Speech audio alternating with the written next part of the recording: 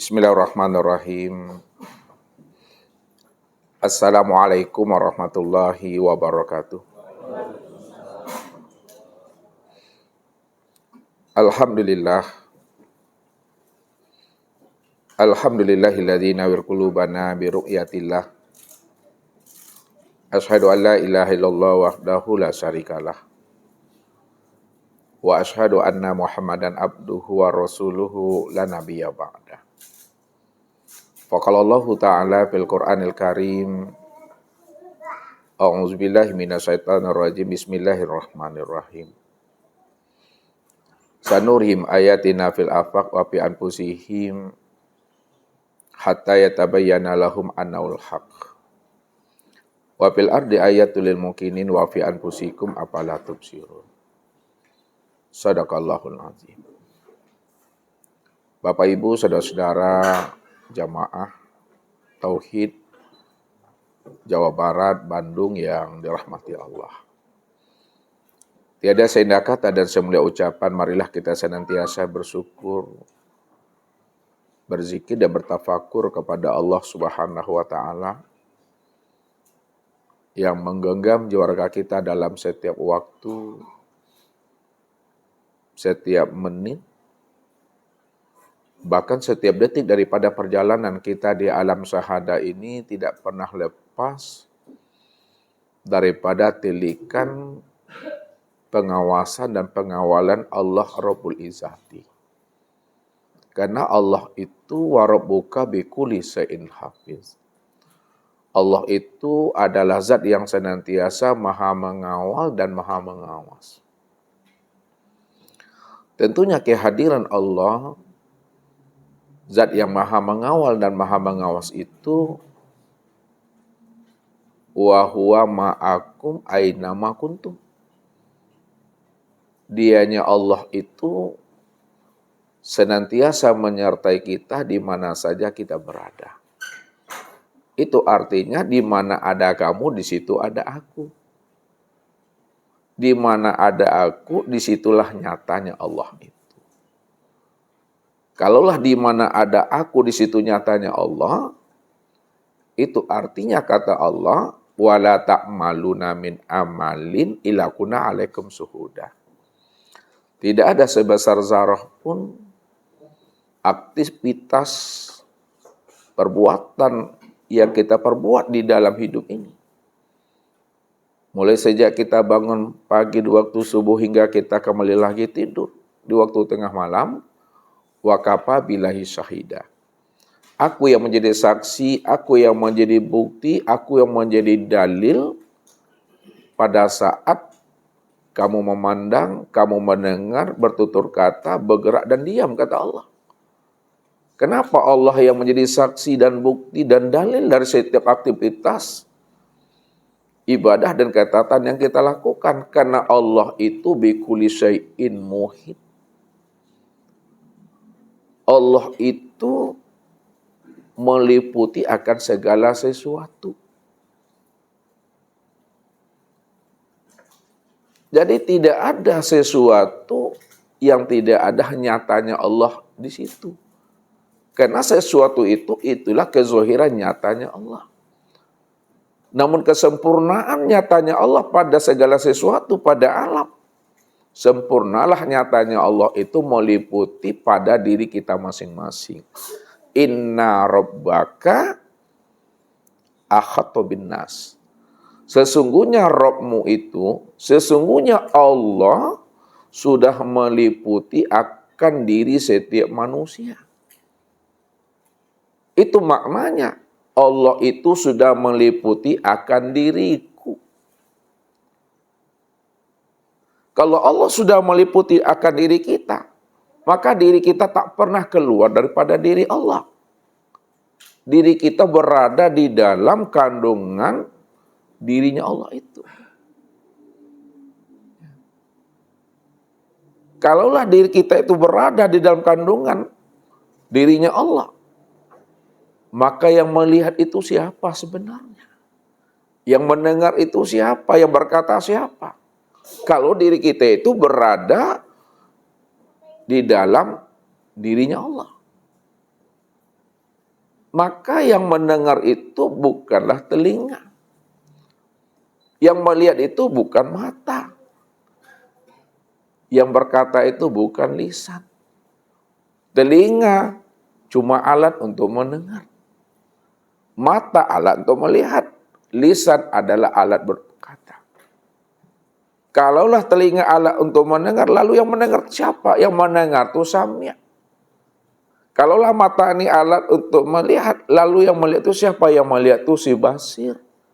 Kalaulah lisan ini alat berkata, lalu siapa yang berkata itu si kalam. Lalu siapa si kalam?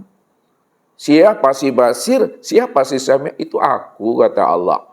Itulah maknanya, inna rabbaka akhatu bin nas. Aku sudah meliputi penglihatanmu, pendengaranmu, dan lisanmu. Aku yang sebenar-benarnya. Begitulah Allah itu. Selalu menjaga, memelihara, dan membimbing akan diri kita. Karena Allah itu wali bagi diri kita ini. Allah waliyul mu'minin, Allah waliyul muttaqin. Aku wali bagi orang yang beriman dan wali pula bagi orang yang patuh kepada aku. Salawat dan salam kepada baginda Rasul Nabiuna Muhammad sallallahu alaihi wasallam. Allahumma shalli ala Muhammad wa ala ali Muhammad. Bapak Ibu, saudara-saudara jamaah tauhid Jawa Barat yang dirahmati Allah, sama-sama kita hormati dan kita anjung tinggi Ketua Panitia Pelaksana Pengajian Tauhid Jawa Barat. Alhamdulillah dengan kawan-kawan, sahabat-sahabat Tauhid Robbani yang ada di sini bisa berkoordinasi dengan baik, bekerja sama. Mudah-mudahan rasa capek, lelah, dan letih beberapa hari mempersiapkan ini diganti oleh Allah dengan nilai kebaikan dan sedekah untuk Allah naikkan maqam dan derajatnya, dan Allah gugurkan setiap dosa-dosa dan kesalahan kita. Dan mudah-mudahan kita semua juga diberikan Allah anugerah pemahaman, sehingga kita betul-betul mengenal Allah itu tidak menghayal. Mengenal Allah itu tidak berimajinasi. Ya. Mengenal Allah itu tidak berpura-pura. Allah yang kita imani, Allah yang kita yakini, Allah yang kita percayai sebagai Tuhan, betul-betul Allah yang awal, Allah yang akhir, Allah yang zahir, Allah yang batin.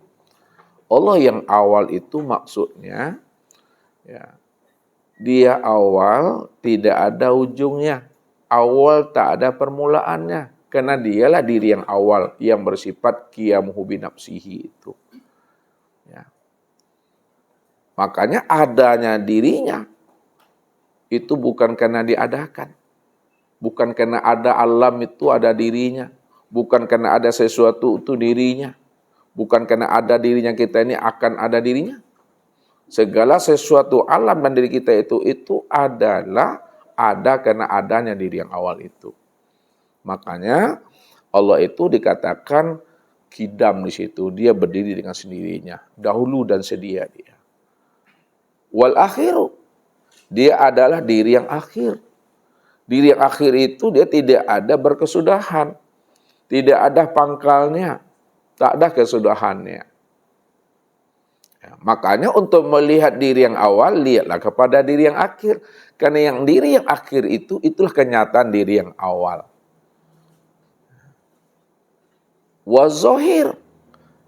Dan dia adalah diri yang zohir. Diri yang nyata pada segala sesuatu dalam bentuk rupa yang berbeda dan wujud yang lain.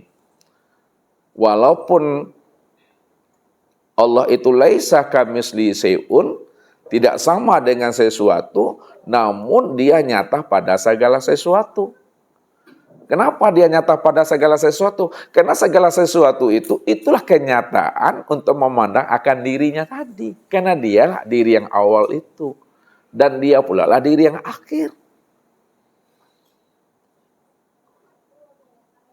Wal batin. Dan dia adalah diri yang batin. Batinnya itu tiada tersembunyi. Kenapa batinnya itu tiada tersembunyi? Karena dia telah wujud, telah nyata, telah terang, dan telah zuhur pada segala yang ada ini. Segala yang ada ini. Segala yang wujud ini. Segala yang zuhur dan yang terang ini. Itulah sebenar-benarnya diri yang batin itu. Makanya dikiaskan oleh orang-orang arif billah dan ma'rifat. Allah itu bersembunyi di dalam terang.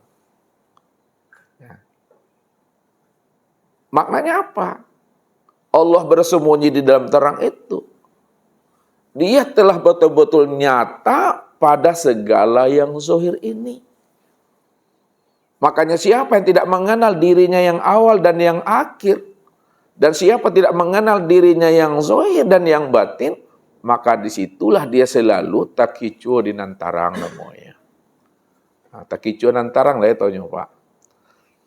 Kalau tertipu di dalam yang gelap biasa tuh, kita masuk lubang kaki kita atau terperosok ke Minang ya. Terjatuh awak kalau nak terjelapak, terjungkak. Apa? Terjerubuk. Udah jelas terang betul lah siang hari. Kalau bahasa Minang siang malangkang, terang seterang-terangnya masuk juga kaki dalam lubang tuh. Itu sakit banati itu. Tapi kalau kaki kita masuk dalam lubang, kalau dalam keadaan gelap itu biasa tuh, karena gelap tak ada lampunya, tak ada terang cahaya rembulan, masuk juga itu biasa tuh. Ini terang, seterang-terang yang siang bolong, mau juga masuk dalam lubang tuh. Karam di tengah lautan biasa tuh Bapak Ibu. Biasanya kenapa? Ya di tengah lautan. Tapi kalau karam di tepi lautan, di tepi, karam juga kita tuh sakit bananya hati. Atu yang butuh sangit tuh. Lihat tuh butuh sangit. Sangit butuh. Ya. Jadi mengenal Allah itu betul-betul nyata, terang dan jelas, sejelas-jelasnya. Ya. Maka untuk mengenal Allah yang terang dan nyata sejelas-jelasnya, disinilah kita wajib bagi setiap muslim yang mukmin yang telah mengakui Allah itu sebagai Rabb dan Tuhannya, wajib bagi kita Bapak Ibu untuk belajar, memahami dan mengamalkan ilmu makrifat itu. Kalau ada lagi hukum di atas wajib, maka ilmu makrifat itu hukumnya di atas wajib. Kenapa ilmu makrifat, ilmu mengenal Allah itu hukumnya di atas wajib? Kalau memang ada hukum mukallaf itu, ya, hukum taklifi, ya, di atas wajib, kalau memang ada. Karena mengenal Allah itu adalah ruhnya ibadah, ruhnya setiap ketaatan, ruhnya dari setiap amal yang kita lakukan. Makanya dikatakan, la tasihul ibadah illa bima'rifatil ma'bud. Tidak sah ibadah kita, ketaatan kita, amaliyah kita. 15 tahun, 20 tahun, 35 tahun, 60 tahun, 80 tahun. Sampai habisnya usia umur kita. Kalau kita beribadah, tidak mengenal yang kita ibadati, tak mengenal kita akan Allah. Maka ini yang dikatakan oleh baginda Rasul. Kamin qa'imin hazumin sholati at-tab wan nasab. Berapa banyak orang yang mendirikan ibadah sholat. Sampai lapuk batang tubuh ini. Sampai usang batang tubuh ini. Sampai tua, sampai reok dalam beribadah. Namun dia tidak mendapatkan apa-apa dari ibadah dan ketaatan yang ia lakukan selama ini.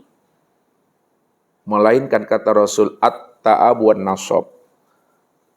Yang dia dapatkan itu hanyalah rasa capek, letih, dan paneksinya Bapak Ibu. Ya, kalau bahasa ustadznya, panek-panek awak kaparaknya. Ke ladang kue, ke kebun kue. Tapi hasil awak ke ladang, ke kebun tadi tidak ada gunanya. Tak dapat apa-apa. Kita beribadah rajin, melakukan ibadah kuat. Tapi hasil daripada ibadah dan ketaatan yang kita lakukan itu menjadi ibadah yang hampa dan sia-sia. Wa hum yahsabuna annahum yuhsinuna sun'a. Mereka mengira dan menyangka bahwa mereka telah melakukan amal yang terbaik, ibadah yang terbaik, padahal mereka sudah tertipu dengan diri dan amal mereka sendiri. Tapi mereka tidak menyadarinya akan hal itu. Itu disebabkan karena mereka tidak mengenal Allah yang mereka ibadati. Jadi mengenal Allah Bapak Ibu bukan hanya sebatas mengenal nama, tapi kita wajib mengenal diri yang punya nama. Kalau kita mengenal Allah hanya sebatas mengenal nama, karena Allah itu bukanlah huruf dan tulisan. Allah itu bukanlah kata-kata dan asma. Makanya dikatakan, man abdal asma dunal makna fahuwa kafir. Barang siapa yang menyembah nama, tapi dia tidak mengenal diri orang dan wujud yang punya nama, fahuwal kafir, itu adalah suatu kegelapan. Itu yang dikatakan buta sangi. Itu yang dikatakan orang yang tersesat. Wa man kana fi hazil aqma fa huwa fil akhirati aqma wa adallun sabila. Barang siapa yang buta di dunia, maka di akhirat dia juga dalam keadaan buta, wa adallun sabila. Maka tersesatlah jalannya. Buta yang bagaimana yang dimaksudkan Allah dalam surah Bani Israil ayat 72? Apakah buta mata di kepala atau butanya mata hati yang ada di dalam dada? Ini yang dijelaskan Allah dalam surah Al-Hajj 46. Fa innaha la ta'mal absar walakin ta'mal qulub allati fis sudur. Sesungguhnya yang aku katakan buta itu, kata Allah, bukanlah buta mata zohirmu yang ada di kepala ini. Bukan buta mata luar, tapi butanya mata dalam. Butanya mata hati yang ada di dalam dada.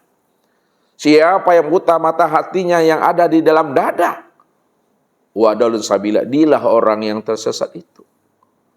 Kalaulah buta mata hati yang di dalam dada ini adalah orang yang tersesat, buta mata hati yang bagaimana maksudnya? Buta mata hati yang di dalam dada itu makna hakikatnya, siapa yang tidak mengenal aku di waktu hidupnya, maka di waktu matinya dia juga akan pernah mengenal aku. Siapa yang tidak mengenal aku di dunia ini, maka di akhirat dia juga tidak akan pernah mengenal aku. Siapa yang tidak mengenal aku, yang telah wujud dan nyata senyata-nyatanya pada dirinya, maka dia juga tidak akan pernah mengenal akan aku di luar dirinya yang telah wujud dan nyata senyata-nyatanya. Itulah orang yang tersesat sebenarnya. Orang yang tersesat itu adalah orang yang tidak mengenal Allah. Orang yang tidak bermakrifat kepada Allah. Bagaimana Allah akan mengatakan kita ini menjadi kekasihnya? Bagaimana kita akan dikatakan Allah sebagai hambanya? Sedangkan kita tidak mengenal Allah yang kita sembah itu. Kita tidak mengenal Allah, nama yang kita sebut dan nama yang kita agungkan itu.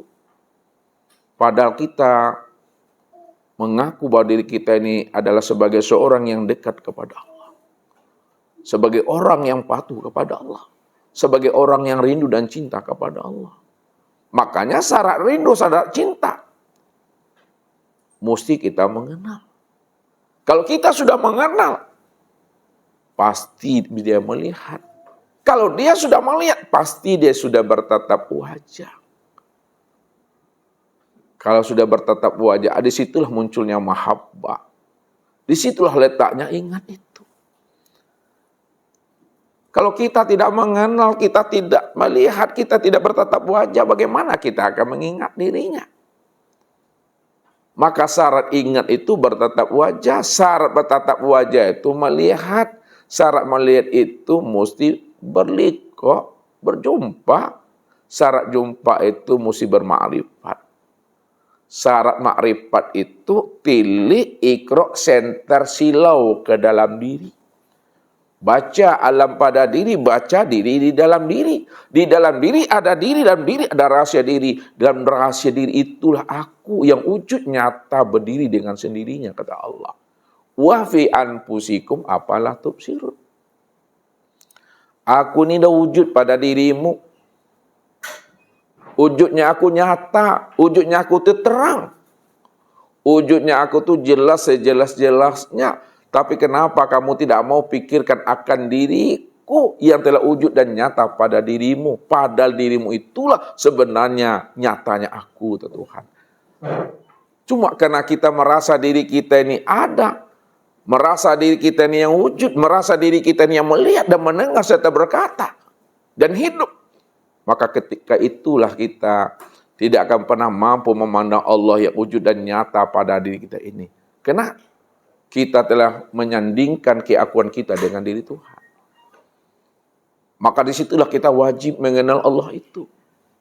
Karena Allah itulah ruhnya ibadah, Allah itulah ruhnya dari setiap amal itu. Man nazara ila say'in malam yarallaha fihi fahuwa batil. Barang siapa yang memandang kepada sesuatu, dipandangnya ayahnya, dipandangnya ibunya, dipandangnya suami dan istrinya, dipandang anak cucu dan menantunya, dipandangnya jamaahnya, dipandangnya ustadz dan gurunya, dipandangnya sahabat-sahabatnya. Lalu dia tidak mampu memandang Allah yang wujud dan nyata pada ayahnya, pada ibunya, suami, istri, anak, cucu, menantunya, jamaah, ustadz, dan gurunya, maka itulah pandangan yang berdosa itu. Pandangan yang berdosa itu adalah pandangan yang tidak mampu memandang Allah pada segala yang wujud ini. Padahal segala yang wujud tidak pernah ada. Kalaulah segala yang wujud tidak pernah ada, Allah cuma yang wujud dan yang nyata. Mestinya nyata Allah itu kita lihat senyata-nyatanya pada segala sesuatu. Walillahil masyriq wal maghrib fa ainama tuwallu fasamma wajhullah. Timur dan barat, utara dan selatan. Itu aku yang punya, kata Allah.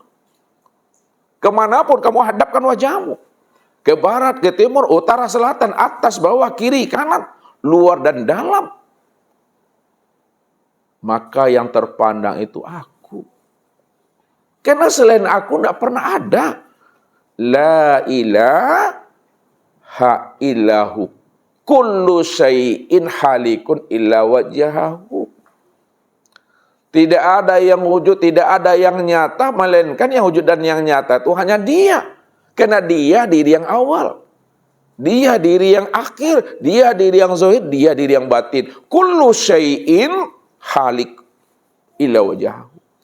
Tiap-tiap segala sesuatu. Sorga itu sesuatu tuh. Neraka itu sesuatu tuh. Aras, luh, kursi, mahfuz, langit dan bumi itu sesuatu. Halikun tidak pernah ada. Illa wajhahu. Yang ada, yang wujud, yang nyata adalah aku, kata Allah. Kalau aku yang wujud, aku yang ada, dan aku yang nyata, maka kemanapun kamu pandang dari segala arah, maka yang terpandang itu hanya diri aku. Tapi kenapa kamu tidak mampu memandang akan kewujudan dan kezahiran aku yang wujud pada segala sesuatu? Afala taqilu? Afala tatafakar? Kenapa kamu tidak mau pikirkan, kata Allah? Kenapa kamu tidak mau pahami? Balil insanu ala nafsihi basira awalam yatafakkaru fi anfusihim. Aku yang memandang pada dirimu, aku yang wujud dan nyata pada dirimu, tapi kenapa tidak kamu pahami siapa dirimu yang sebenarnya, kata Allah. Makanya kalau kita mau memahami akan rahasia-rahasia diri kita ini, terbongkarlah siapa diri kita yang sebenarnya, bahwa diri kita ini la haula wala quwata illa billah. Kalau diri kita ini la haula wala quwata illa billah, maka disitulah kita bisa memandang Allah. Allah itu yang wujud sama basar kalam ilmu koda iradah dan hayat itu yang sebenarnya. Dia yang meliputi segala yang wujud dan segala yang ada ini. Karena segala yang wujud dan segala yang ada, itulah nyatanya akan dirinya. Begitulah khulafa ur-rasyidin. Orang-orang yang telah kasab hatinya, yang tidak lagi berjarak dirinya dengan Tuhan, yang dia telah bersama Allah. Ini yang diungkapkan oleh Abu Bakar As-Siddiq, Umar bin Khattab, Utsman bin Affan, dan Ali bin Abi Thalib. Ketika mereka mengutarakan rahasia dirinya kepada Rasul dan kepada sahabatnya. Ma ra'aitu sayyan illa wa ra'aitullahu qablahu. Apa kata Abu Bakar? Tidaklah aku melihat sesuatu peristiwa dan kejadian pada diri dan di luar diri aku, ya Rasul. Melainkan aku mampu memandang Allah sebelum peristiwa itu terjadi pada diriku dan di luar diriku. Jadi sebelum peristiwa itu terjadi pada dirinya, sebelum peristiwa itu terjadi di luar dirinya, di mana hatinya ini telah terjadi namanya mukasyafah. Sudah mampu memandang Allah sebelum peristiwa. Maka pandangan Abu Bakar As-Siddiq ini disempurnakan oleh pandangan Umar bin Khattab. Ma ra'aitu sayyan illa wa ra'aitullahu ba'dahu. Tidaklah aku melihat satu peristiwa dan kejadian pada diri dan di luar diriku sebelum peristiwa dan setelah peristiwa, melainkan aku mampu memandang Allahnya sebelum peristiwa itu terjadi. Setelah peristiwa itu terjadi, aku mampu memandang Allahnya sebelum dan sesudahnya. Kemudian disempurnakan kasabnya kembali oleh Utsman bin Affan. Ma ra'aitu sayyan illa wa ra'aitullahu ma'ahu. Tidaklah aku melihat suatu peristiwa dan kejadian yang terjadi pada diriku dan di luar diriku sebelum peristiwa, setelah peristiwa, bersamaan peristiwa di mana hatiku mampu memandang Allahnya. Sebelum peristiwa itu aku mampu memandangnya. Setelah peristiwa itu juga aku mampu memandangnya. Bersamaan peristiwa itu juga aku mampu memandangnya Allah di atas segala-galanya. Lalu disempurnakan kasabnya kembali oleh Ali bin Abi Thalib. Apa kata beliau? Ma ra'aitu syai'an illa wa ra'aitullahu fih.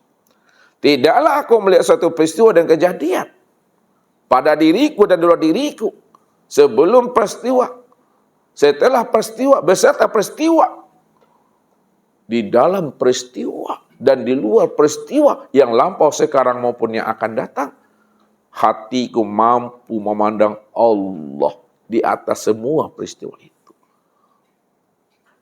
Maka ketika kita mampu memandang dan menilai Allah di atas peristiwa, di atas kejadian, di atas segala-galanya, disitulah kita itu mampu memahami dan menyikapi hidup ini dengan jalan sabar dan ikhlas.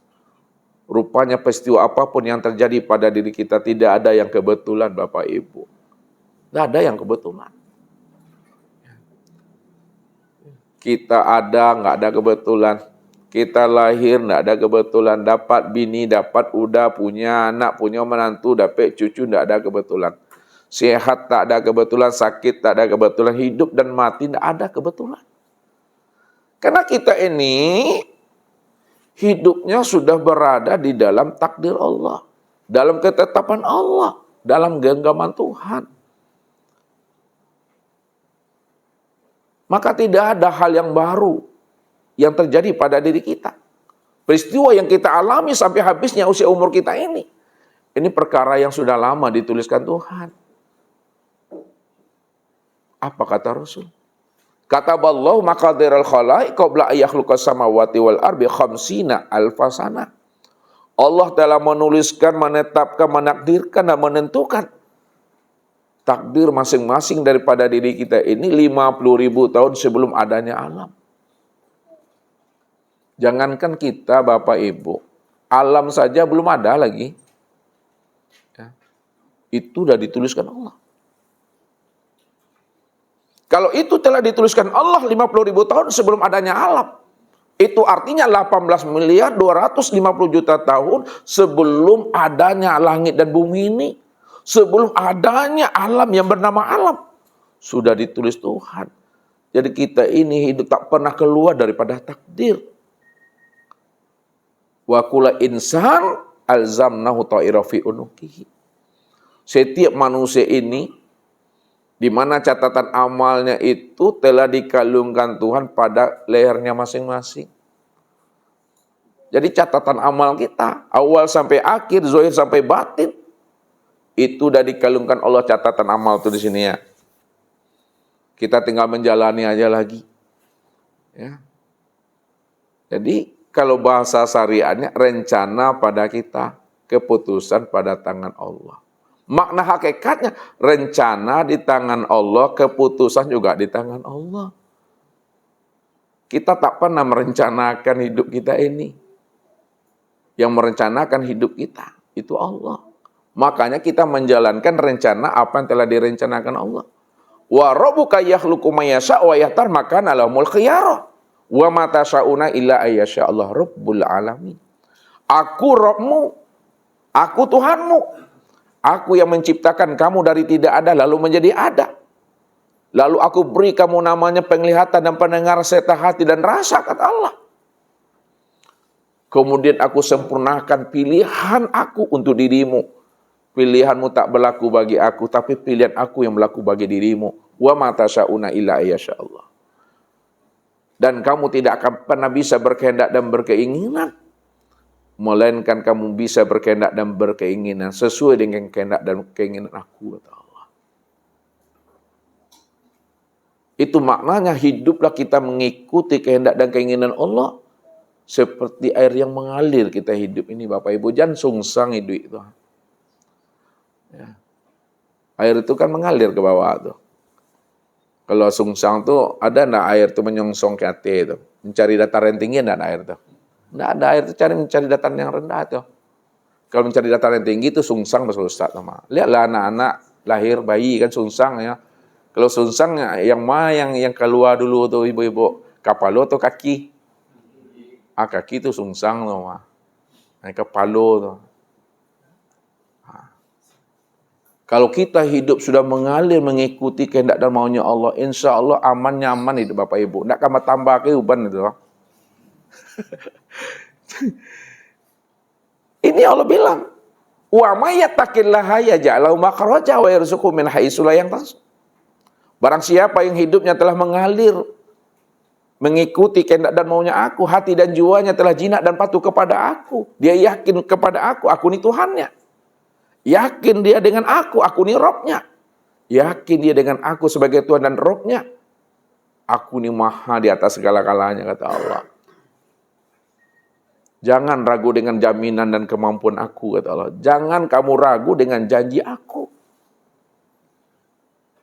Aku ini sebagai Rob. Ya ja'alau makhraja. Siapa yang tidak bimbang dan ragu dengan Allah. Dengan jaminannya, dengan kemampuannya, dengan janjinya. Hanya bersifat patuh dan penurut ajalah kita Bapak Ibu. Ya. Ia ja'alau makhraja, kata Allah. Aku bukakan jalan keluar bagi dirimu, kata Allah. Karena yang membuat hidup kita ini bermasalah bukan kitanya. Allah yang membuat hidup kita ini bermasalah. Ya. Kalau kita tahu yang membuat hidup kita ini bermasalah itu adalah Allah, maka serahkan diri seutuhnya kepada Allah. Jangan hidup itu membawa keakuan diri. Panjang-panjang laleknya, wak kau capek tu nyawa Bapak Ibu. Serahkan kepada Allah tuh. Kalau dibawa dengan kekuatan logika kita, rasio kita, ketika tak tertampung lagi dah penuh memorinya Bapak Ibu, apa kau mengecek sepanjang jalan sih mereka tuh mah ngecek saja tuh, lagi kurang kanai rumah, lah konslet. Cobalah kalau kita serahkan kepada Allah. Serahkan diri kita, keluarga kita, anak kita kepada Allah. Apa jawaban Tuhan? Fa iza azamta fatawakal 'ala Allah. Wa may yatawakkal 'ala Allah fa huwa hasbuh. Apabila kamu dah benar-benar beriman kamu kepada aku, dah yakin kamu aku ini Tuhanmu. Aku segala-galanya, kata Allah. Aku maha tahu. Lalu kamu yakin dengan aku, tak ragu kamu dengan jaminan aku. Lalu kamu serahkan semua urusan kamu kepada aku, kata Allah. Siapa yang mau menyerahkan semua urusannya kepada aku, setelah disempurnakannya usaha dan ikhtiarnya, bahwa aku yang jamin, kata Allah. Kadang kita ragu dengan jaminan Tuhan. Yo tidak ya. Jadi Tuhan itu baru goro-goro, nama buku galang-galang Tuhan. Ya. Buku galang-galang Tuhan lah tahu tuh, berjangka-jangka Tuhan tuh. Kadang kita selalu salahnya begini Bapak Ibu. Di dalam berdoa kita selalu bermohon kepada Allah. Ya kan begitu, bersandar kepada Allah. Namun tanpa kita sadari, di dalam doa tuh kita atur-atur Tuhan di situ. Ya. Kita jadikan Allah sebagai pelayan nafsu kita, sebagai budak kita. Ya Allah, aku serahkan hidupku kepada Engkau ya Allah, suami dan anakku kepada Engkau ya Allah. Tapi maunya aku seperti ini ya Allah, jadikanlah istriku kayak gini ya Allah. Jadikan suami, itu ngatur Tuhan tuh dah. Ya, itu ngatur Tuhan tuh. Ya, padahal kita tadi itu udah ikhlas tuh menyerahkan urusan hidup kepada Allah, ha? Tapi dibalik dalam berdoa tadi dikencongkan iblisnya kita. Akhirnya Tuhan yang kita atur lagi itu. Kalau dapet kada ya pinta berlaku namanya. Dapet keingin hati itu, nampak senyumnya senyum Pepsodent tuh mah. Ya, wajah aku glowing duitnya tuh. Hilang sakit kepala tuh, uban hilang itu mah. Enak badan tuh, makan pun enak nyaman buatnya tuh. Kenapa? Keinginan dapat. Ya, sehingga Allah merahmati aku, Allah sayang kepada aku. Bukti Allah merahmati kita, Allah sayang kepada kita. Keinginan hajat semuanya dapat tuh. Apa yang ditunjuk jadi, apa yang menjadi keinginan kabul. Tapi ketika Allah tahan, Allah pending keinginan kita, abah karuikan yang tua, limo karui berkecekan Allah tu SPK sampilik karyang. Allah kena mengerti lah. Tuh. Ada seminggu tak jualan Bapak Ibu, pas mau jualan itu pinjam pula uang tuh sama kawan tuh. Hujan pula hari, abangi dengan Tuhan. Tuhan, saya baru mulai jualan hari ini hujan pula, aturlah lagi. Saya mau naik ke atas lagi. Itu bakal tawa sih Tuhan tuh mah. Ya. Tak boleh kita paksa Tuhan itu. Kalau dipaksa Tuhan itu diatur-atur Tuhan itu sesuai dengan selera kita, berpikirlah kita sebenarnya siapa yang jadi Tuhan, siapa yang jadi hamba lagi. Ya. Kalau kita sadar bahwa kita ini hamba, maka menjadi orang patuhlah kita kepada Allah tuh. Jangan kita nego-nego dengan Tuhan tuh, ya tawar-menawar dengan Allah tuh nggak boleh. Patuh aja lah kita kepada Allah tuh. Karena belum kita terlahir lagi ke alam dunia ini, karena Allah Maha tahu Bapak Ibu. Maka Allah sudah persiapkan itu semua untuk diri kita ini. Masih di dalam kandungan rahim ibu kita, ada persiapan itu tuh. Namanya ASI, air susu ibu. Allah persiapkan itu, karena Allah tahu apa yang menjadi kebutuhan kita di saat kita terlahir. Allah tahu, makanya Allah persiapkan. Ya. Tapi kenapa ketika kita sudah remaja, dewasa, dan sarjana, kok ragu kita dengan jaminan kemampuan Tuhan gitu? Tak yakin kita dengan Allah. Ya. Kita bertahan dengan kemampuan kita, akal pikir kita, rasio kita. Padahal akal pikir dan rasio kita itu berlian pun otak kita, cerdas pun kita, encer pun otak kita ini Allah yang buat tuh, Allah yang jadikan tuh. Dicabut Tuhan anugerah Allah yang akal pikir kita nih Bapak Ibu, apa yang pandang laleknya awak tuh. Ya, kacamata balatan sih kok wah, cari-cari ini mah kacamata mau ya.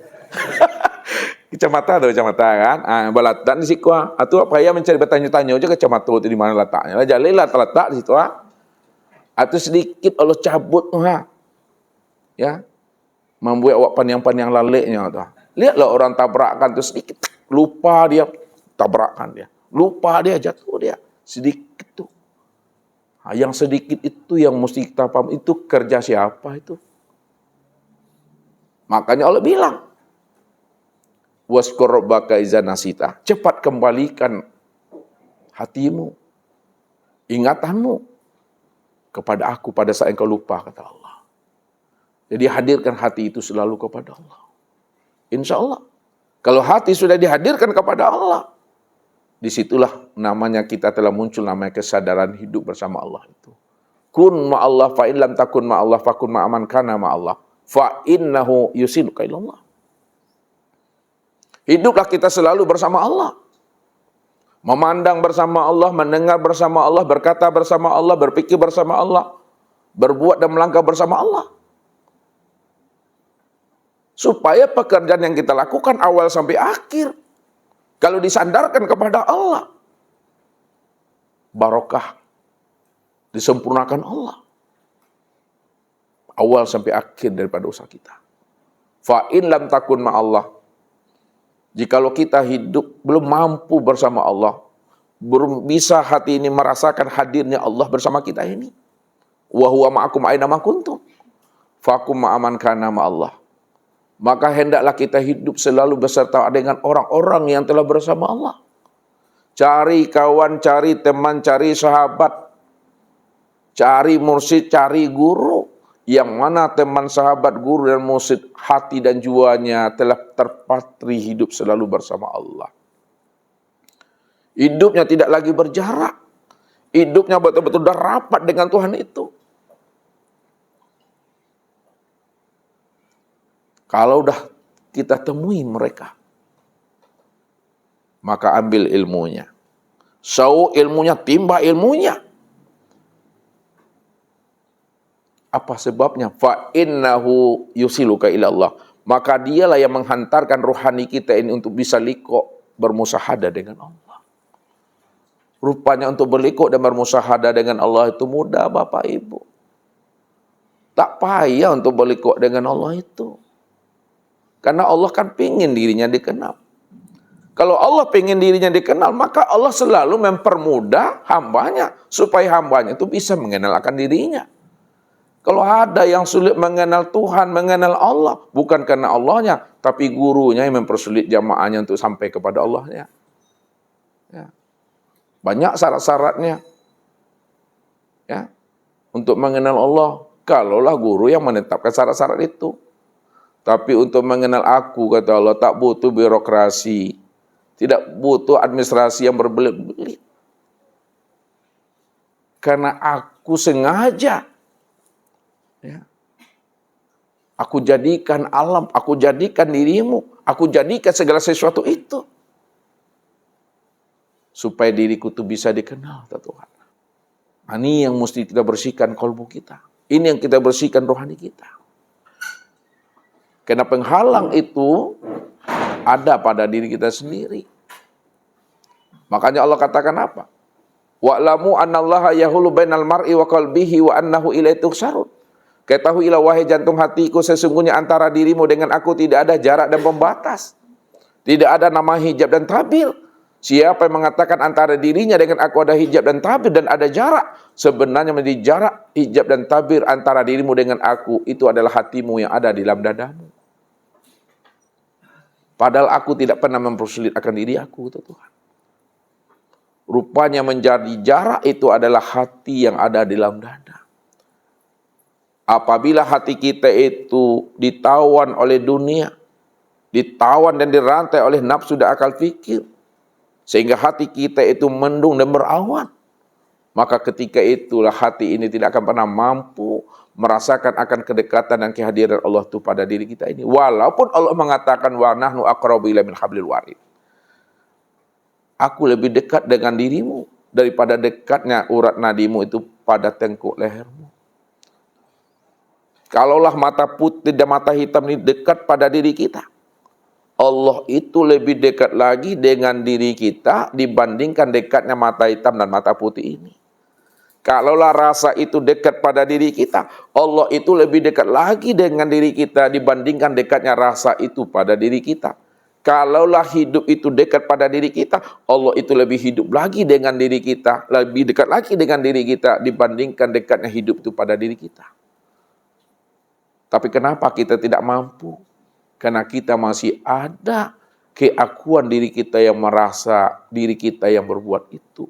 Itu disebabkan hati belum mendapatkan hidayah dan petunjuk Allah.